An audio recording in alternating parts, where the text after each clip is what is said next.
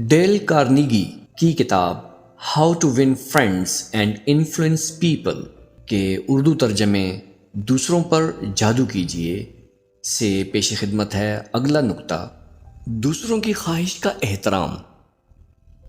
دنیا میں ہر شخص چاہتا ہے کہ اس کی مرضی چلے، اس کی خواہشات اور مشوروں پر عمل کیا جائے۔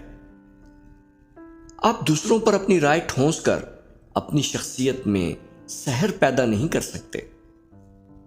کوئی آدمی بھی یہ سننا گوارا نہیں کرتا، تم یہ کرو، تم یہ نہ کرو۔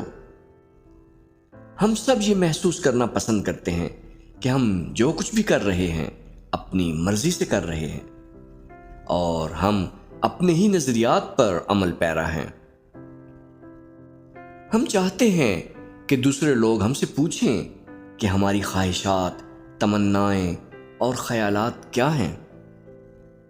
آج سے 2500 سال پہلے چین کے ایک فلاسفر لاؤزے نے کمال کی باتیں کہی تھیں۔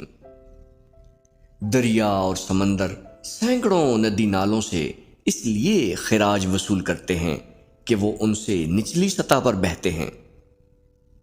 اپنی انکساری کے سبب وہ تمام پہاڑی ندی نالوں پر حکومت کرتے ہیں۔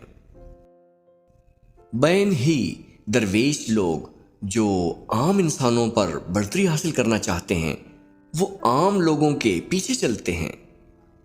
یہی وجہ ہے کہ درویشوں کا مقام خواہ عام انسانوں سے کتنا ہی بلند کیوں نہ ہو، لوگ ان کا بوجھ محسوس نہیں کرتے، اور اس وجہ سے وہ ان سے حسد بھی نہیں کرتے۔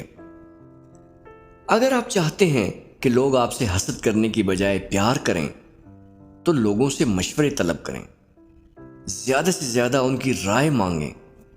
وہ اس طرح آپ کی طرف کھینچے چلے آئیں گے۔